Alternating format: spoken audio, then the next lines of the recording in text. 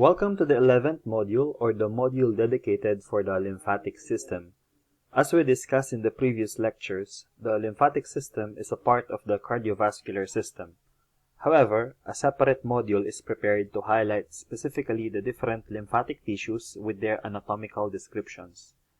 Topics will be focused on the major lymphatic vessels that are clinically important in the practice. The different lymphocenters will also be highlighted to locate the major lymph nodes in the body. At the end of this module, you should be able to trace the lymphatic vessels present in the body and identify the different lymphatic tissues and organs as well as their parts.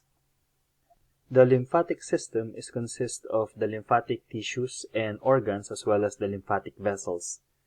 The system returns protein-rich fluid to the blood circulation that escapes from the blood capillaries into tissue spaces. The system is important as well in the lymphocyte and antibody production. As previously mentioned, it is technically part of the cardiovascular system. The pumping of the heart causes hydrostatic pressure that filters out all components of the blood except blood cells and platelets from the capillaries into the surrounding tissues. The lymphatic vessels have greater permeability than the capillaries. This filtered blood component that leaked from the blood vessels are being collected by the lymphatic system. Let us begin by discussing the lymphatic vessels. The journey begins with the lymph capillaries. These are blind-ended tubes located throughout the body. They are more permeable than the blood capillaries and collect excess interstitial fluid called lymph. In the villi of the small intestine, they are called lacteals. These lymph capillaries converge to form the larger lymphatic vessels. They have thinner walls, more valves, and lymph nodes along their course. Lymph flow is mainly passive and relies on the contraction of the surrounding muscles to move the lymph along. The valves prevent backflow and pooling of lymph in the vessels. Finally, lymphatic vessels enter the larger lymphatic ducts, which drain the lymph into the blood vessels, leading to the heart and return to the circulation. We will discuss the major lymphatic ducts in the next slides. There are three major lymphatic ducts in the body: the thoracic duct, the tracheal duct, and the right lymphatic duct. The figure in this slide shows their respective location. The thoracic duct is the main lymphatic duct and collects blood from the rest of the body. It arises from the abdomen, where it is called the cisterna chyli, and then receives the lymph from the abdomen, pelvis, and the hind limb. As it passes through the aortic hiatus of the diaphragm and enters the thorax, it becomes the thoracic duct and receives lymph from the left side of the upper body and the left forelimb. The thoracic duct empties into either the jugular vein or cranial vena cava near the heart. Here is a schematic figure for you to imagine the location of the said vessels. Next is the tracheal ducts. They are paired and draining the head and neck and emptied either into the thoracic duct or one of the large veins near the heart.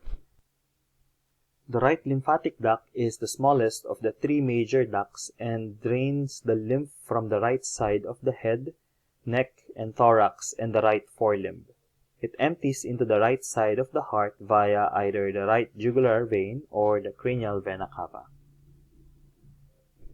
The lymphatic tissues or organs include the lymph node, spleen, thymus, tonsil, and the Peyer's patches. We will discuss the anatomy of each structures in the next slides. Let us begin with the lymph node. The lymph node is the structural and functional unit of the lymphatic system.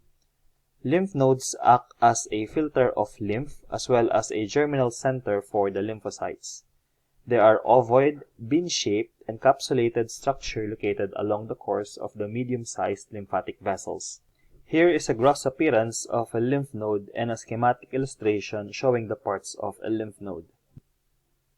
The hilus is the indented region where the lymph vessels leave the node. Afferent lymph vessels are the vessels that enter the lymph node, while the efferent lymphatic vessels are the vessels that exit the node. Take note the flow of the lymph. The hilus is for the exit of the efferent lymphatic vessels. Just like with other organs, it has a cortex and a medulla. The cortex is the outer layer and contains germinal centers or lymph nodules that produce the lymphocytes.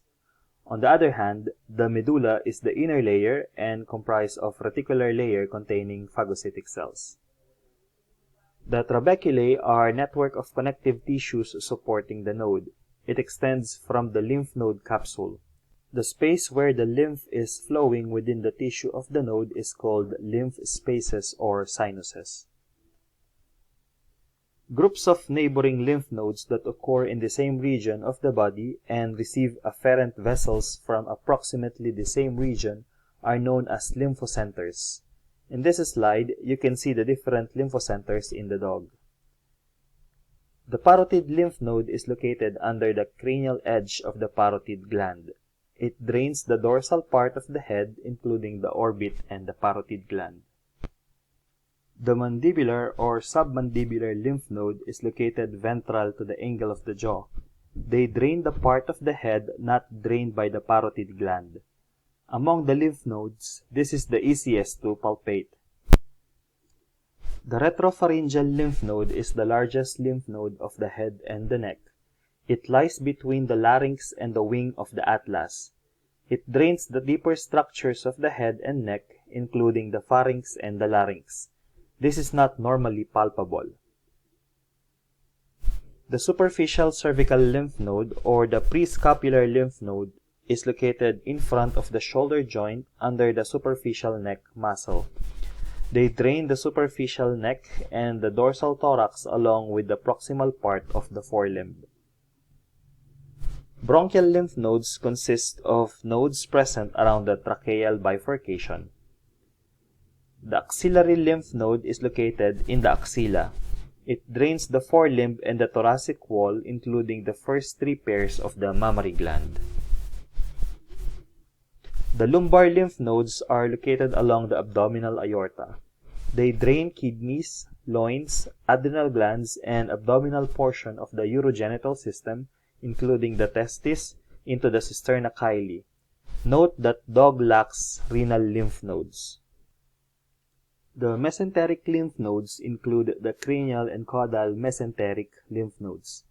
The cranial mesenteric lymph nodes are large nodes located in the root of the mesentery of the dog, draining most of the intestinal segments, while the caudal mesenteric lymph node drains the descending colon.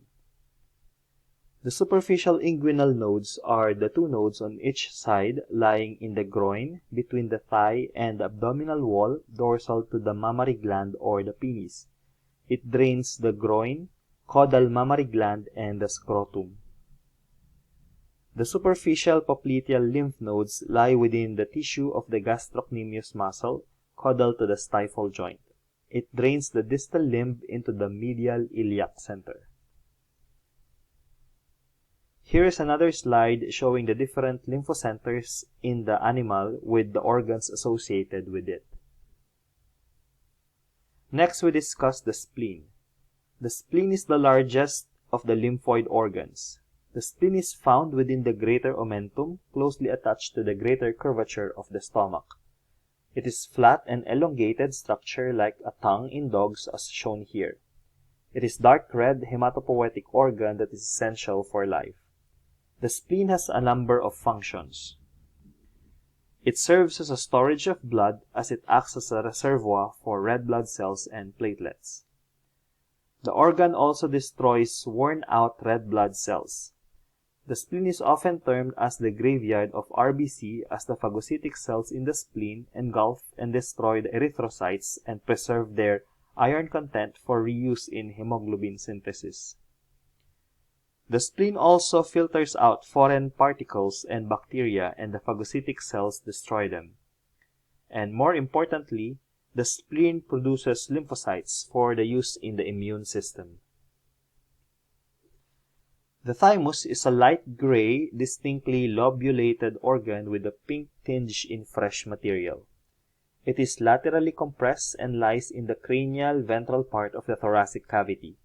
The organ, relatively large at birth, grows rapidly during the first few postnatal months and reaches its maximum development before sexual maturity or between the 4th and 5th postnatal months, just before the shedding of the deciduous incisor teeth. The thymus begins to involute with the changing of the teeth. Although the process is rapid at first, the organ usually does not atrophy completely even in old age. As it decreases in size and loses its lymphoid structure, it is replaced by fat. Tonsils are masses of unencapsulated lymphoid tissues below the mucous membrane.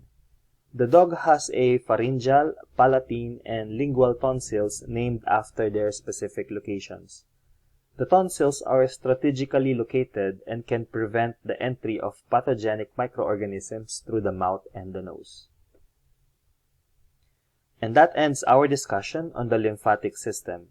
Please remember their importance in collecting and transporting lymph via the lymphatic vessels, as well as their role in the immune system via the different lymphatic organs. You will learn more about their specific actions and to how they perform such functions when you deal with your immunology course in the future.